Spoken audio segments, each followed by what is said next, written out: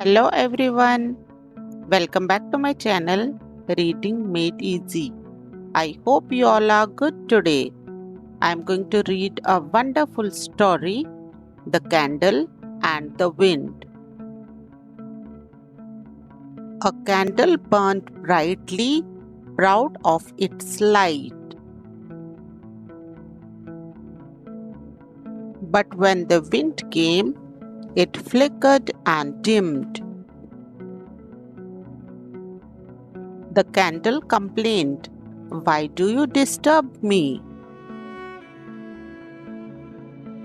The wind replied, "I'm not here to harm you, but to test your strength. If you can withstand me, your flame will burn even brighter." The candle persevered, and its flame grew stronger, shining brighter than before.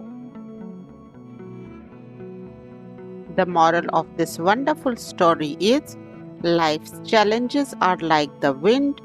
They test our strength and help us grow.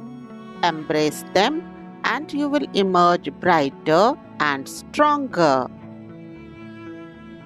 Thank you so much for being there and watching the video. Please like, share, and don't forget to subscribe. And please come back to watch my next video. Till then, bye bye and take care.